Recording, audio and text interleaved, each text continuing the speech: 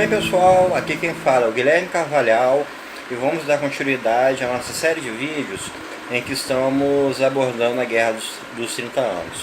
Então, você que tem acompanhado os nossos vídeos, clica em curtir e se inscreve também no canal para estar acompanhando o nosso conteúdo. Bem, pessoal, no vídeo anterior eu falei do preâmbulo de como era a situação da Europa antes da Guerra dos 30 anos e agora a gente vai falar da guerra em si. Como eu falei, o Sacro Império Romano Germânico ele tinha um imperador católico e abaixo desse imperador católico havia reinos e principados que eram ou católicos ou protestantes, e isso gerava uma situação conflituosa. O estopim da Guerra dos 30 anos é a chamada Defenestração de Praga, que aconteceu em 23 de maio de 1618. Então vamos entender esse evento. Com essa divisão entre católicos e protestantes, surgiram duas entidades. Uma era a Liga Católica e a outra a União Protestante, cada uma defendendo seus interesses. Na região da Boêmia, que hoje é a República Tcheca, cuja capital é Praga, havia uma maioria de pessoas da população protestante, porém o rei Fernando II ele era católico, então isso gerou uma relação de conflito. E o rei Fernando II ele tinha uma postura ofensiva, agressiva com relação aos protestantes. Isso incluía demolição de igreja, confisco de bens das igrejas protestantes, entre outras. Então, um grupo de protestantes pertencentes à União Protestante, no dia 23 de maio de 1618, invadiu o Palácio Real de Praga e atirou pela janela vários seguidores do rei Fernando II. Evento que é chamado de Defenestração de Praga, literalmente defenestrar, que significa atirar pela janela. Eles jogaram esses seguidores pela janela e aí a gente tem o estopim da Guerra dos 30 anos.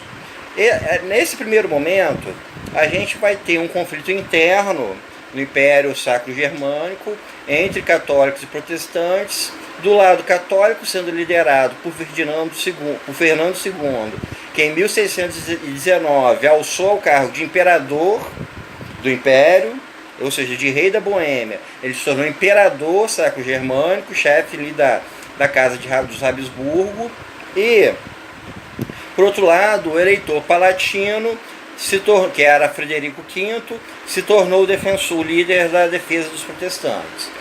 Então a gente vai ter, entre 1618 e 1624, a primeira fase da Guerra dos 30 anos, que foi esse conflito. Foi um conflito já extremamente violento. Um dos eventos é a Batalha da Montanha Branca, que foi num local chamado Montanha Branca, nos arredores de Praga, que terminou com uma vitória católica e várias lideranças protestantes foram exterminadas. Nessa primeira fase, a vitória foi do lado católico.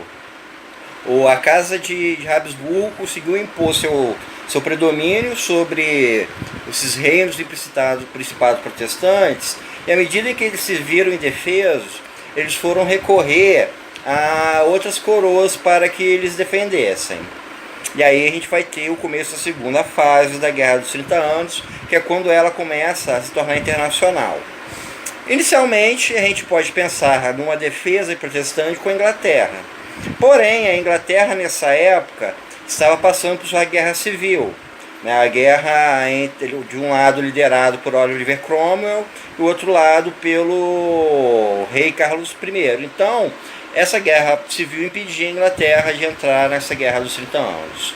Coube, então, em 1624, a Cristiano IV, que era rei da Dinamarca e da Noruega, entrar nesse conflito em defesa dos protestantes, sendo que havia interesses territoriais também, porque, como eu disse, o predomínio sob o controle do Báltico representava o domínio do comércio da região da época. Então, nessa segunda fase, entre 1624 e 1630, a gente vai ter a participação da Dinamarca, e a Dinamarca acaba sendo derrotada nesse conflito. As forças do Império Sacro-Germânico se sobressaem e conseguem derrotar as forças do rei Cristiano IV e colocar seu controle sobre algumas terras dinamarquesas que ficam ali ao norte de onde hoje é a Alemanha ali, né? Em 1630, com a derrota da Dinamarca, a Suécia entra na guerra. A Suécia também, um país protestante, através do seu rei Gustavo Adolfo II. Aqui a gente já vai ter uma nova configuração.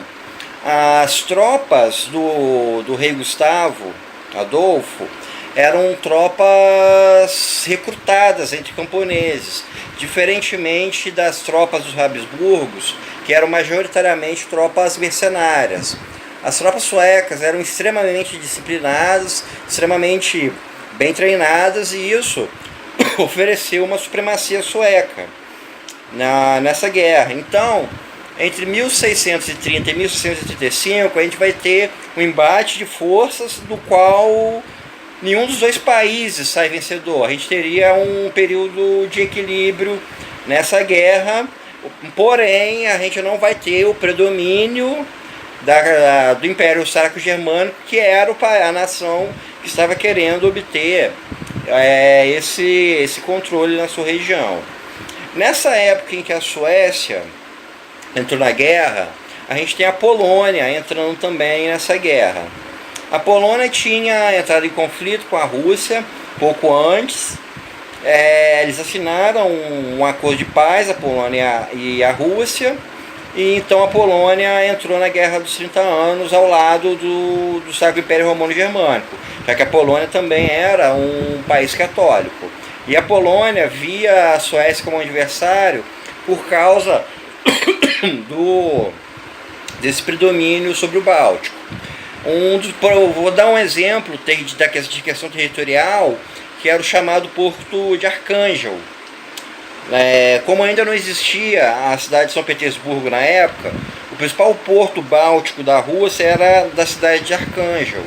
E se a gente olhar geograficamente, a Rússia é uma saída importante para você comercializar com o Oriente. Então, esse porto de Arcângel, ele representa a saída de mercadorias para o Oriente, saída e entrada, não é? Então a gente vê como esse predomínio ali na região do Báltico foi muito importante para as tomadas de decisão nessa batalha.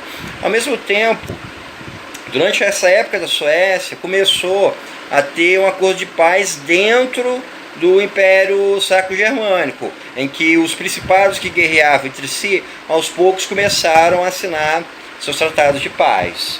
Em 1635, a gente tem uma reviravolta completa nesse conflito, que é a entrada da França. E com a entrada da França, a gente vai ter inúmeros outros países europeus entrando nessa guerra juntamente. Então, e a gente tem um fator interessante, que a França é um país católico, porém lutou ao lado dos países protestantes. E trouxe consigo diversos aliados e fez com que outras nações entrassem ao lado dos Habsburgo. Então, a partir desse momento de 1635, a gente vai ter de um lado a França, juntamente com a Suécia, e trazendo consigo a Holanda e a Suíça. Do outro lado, a gente vai ter a Casa dos Habsburgos, do Império Sacro-Germânico, que vai trazer a Espanha consigo. A Espanha e a Casa dos Habsburgos, que sempre foram muito próximas, elas chegaram a estar sob a mesma coroa com o imperador Carlos V, ou então o rei Carlos I da Espanha, não é? Então essa relação era próxima. E juntamente a Espanha, a gente tinha a Polônia católica, a gente teve entrada também de algumas regiões da Itália nesse conflito. Então a gente consegue observar que a gente teve ainda uma divisão católicos versus protestantes, porém o o fator religião já não era mais tão preponderante assim. Tanto é que a França estava do lado dos evangélicos. Definitivamente se tornou uma guerra política, uma guerra comercial, uma guerra territorial. Com essa entrada da França, com a entrada da Holanda, com a entrada da Suíça, com a entrada da Espanha, a gente teve um conflito plenamente europeu, um conflito que envolveu essas várias nações, e acabou a vitória sendo da França. A França que na época estava sob o reinado de Luís XIII e tinha no cardeal Richelieu, o seu principal, o conde Richelieu, o seu principal nome forte. Era um homem muito ambicioso que queria tornar a França a maior nação europeia, tomando o espaço que então cabia ao Império Sacro-Germânico.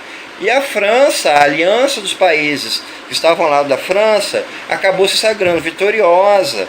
Em 1648 foi assinado o Tratado de Westfália, que foi o acordo de paz em definitivo que encerrou essa guerra.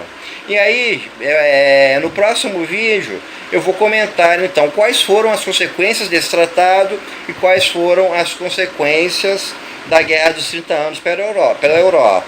Então, muito obrigado pela atenção de todos vocês.